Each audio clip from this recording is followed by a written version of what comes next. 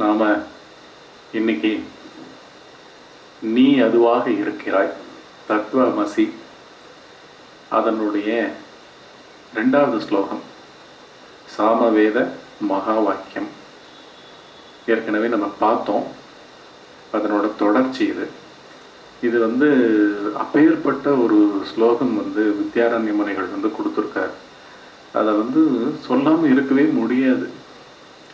அப்படி அது என்னுடைய கருப்பொருள், அதுக்குள்ள அறிவு தெரிச்சுண்டு வரா மாதிரி அற்புதமாக அதை அவர் சொல்லியிருக்காரு. அதனாலேயே இதை தொடர்ச்சியா நீ அதுவாக இருக்கிறாய், you are that, you are not this and you are that அப்படின்ற அந்த ஸ்லோகத்துக்கு உண்டான 2வது பாட்டை இன்னைக்கு சத்சங்கத்தில் நம்ம டீப்பாக பார்க்க போகிறோம்.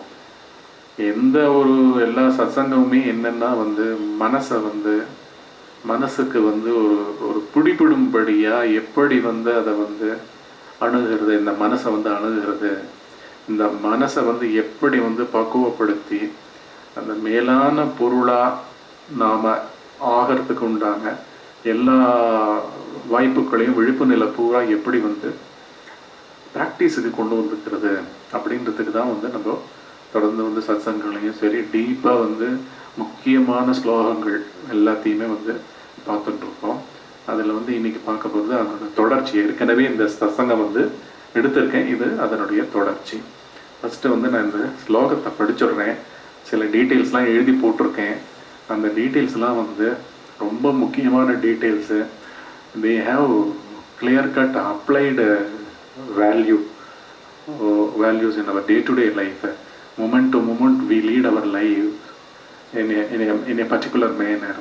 It is actually groomed by a egocentric entity. ஒரு என்டிட்டி அங்கே நம்மளை கோட் பண்ணி நடத்திட்டு போயிட்டு இருக்கு. அதை என்னன்னு நம்ம கண்டுபிடிக்க வேண்டியதாக இருக்குது. அதனால தான் தொடர்ந்து இந்த சத்சங்கங்களை கேளுங்க. நான் இப்போ I will get in to the shloka. You are that, நீ அதுவாக இருக்கிறாய். தத் துவம் அசி.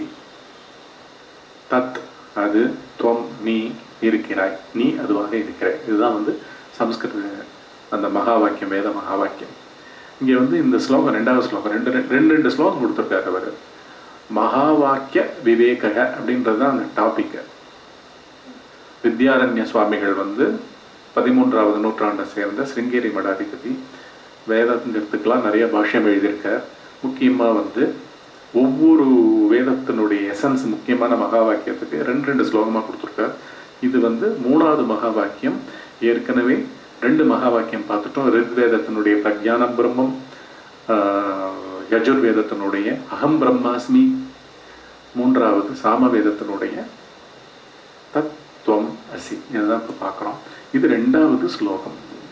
ஏற்கனவே ஒரு ஸ்லோகம் பார்த்தோம். முதல் ஸ்லோகம் ஏகமேவா அத்விதீயம் சத் நாமரூப விவர்ச்சிதம் சிருஷ்டேகே புராதுனா அப்பி அஸ்ய தாதிருக்வம் தத் இது ஈரியதே. அது பார்த்தோம். இப்போ இது 2வது. ஸ்ரோத்துர் தேகேந்திரிய அதீதம், ஸ்ரோத்துர் தேகேந்திரியாதீதம் வஸ்த்வத்ர த்வம் பதேரிதம் ஏகதா கிராஹ்யதே அசீதி ததைக்கியம் அனுபூயதாம். தது ஐக்கியம் அனுபூயதாம். நிறைய தமிழ், அதாவது இந்தியன் லாங்குவேஜஸ் எல்லாமே சமஸ்கிருதத்தோட ஓவர்லேப் ஆகும். தமிழ்லையும் அனுபூயதாம்னா அதை அனுபவிக்க முடியும், அனுபவிப்போம் அப்படின்னு திட்டமாக சொல்றாரு. என்ன சொல்லி சொல்றான்றதை நான் திருப்பி சொல்றேன். ஸ்ரோத்துர் தேகேந்திரியா அதீதம் வஸ்து அத்ர தொம் பதீரிதம் ஏகதா கிராஹ்யதே அசிதி தது ஐக்கியம் அனுபூயதாம். அதாவது தேகம்னாலே புலன்கள், பொறிகள், மனம், இவைகள் தான். திருப்பி மனம்னு எடுத்தோன்னா மனத்துல புத்தி அகங்காரம் அப்படின்னு மனம், புத்தி, அகங்காரம், இல்லாட்டி சித்தம், புத்தி, அகங்காரம் அப்படின்னு என்ன வகையா நீங்க பிரிச்சாலும் அவைகள் மனத்துக்குள்ள இருக்கிற ஏதோ விதமான ஃபங்க்ஷனலா வேறுபடுற தன்மைகளை குறிச்சுருக்கு. அதுதான் வந்து நம்ம என்னன்னு பார்க்க போறோம். அது வந்து மனம்.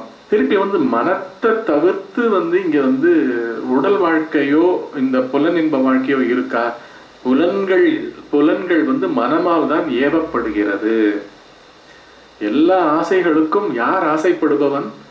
மனமாக இருக்கும் அந்த பாவம் தான், அந்த நினைப்பு தான் ஒவ்வொரு ஆசையையும் வந்து ஒவ்வொரு நாட்டத்துக்கும் பின்னாலும் அடித்தளமா இங்க இயங்கி கொண்டிருக்கின்றது. இங்க வந்து இவருடைய வார்த்தை என்னன்னா, முதல் லைன்ல சொல்ற வார்த்தை என்னன்னா, இங்க வஸ்து அற்ற துவம்பதிரிதம், நீ என்று குறிப்பிடப்படுகின்ற அந்த வார்த்தை, அதாவது யூன்ற வார்த்தையினுடைய உண்மையான தன்மை என்னன்னா, உண்மை அதாவது வந்து இது வந்து ஒரு நம்ம வந்து பேசிகிட்டே இருக்கக்கூடிய வந்து ஒரு ஸ்டேட்மெண்ட்ஸோ ஒரு விவாதமோ இதுவோ கிடையாது. இது வந்து எக்ஸிஸ்டென்ஷியலா இதனுடைய தன்மை என்னன்னா, இது சொரூபமே. நீ அதுவாக இருக்கிறாய்ன்றது உன்னுடைய சொரூபம் தான் வந்து அந்த நீன்னு சொல்லப்படுற அந்த வார்த்தையினுடைய தன்மை. வார்த்தை கிடையாது, நீ அதுவாக இருக்கிறாய்.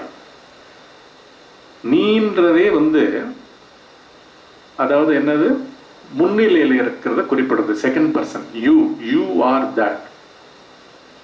இப்போ ஒவ்வொரு நீன்னு நிறைய பேர் சொல்லும் பொழுது ஒவ்வொருத்தரும் தங்களுக்குள்ள அவர்கள் எண்ணும் விதம் எப்படி இருக்கு?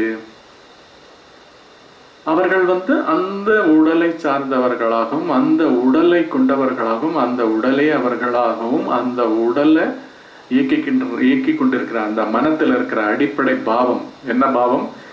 நான்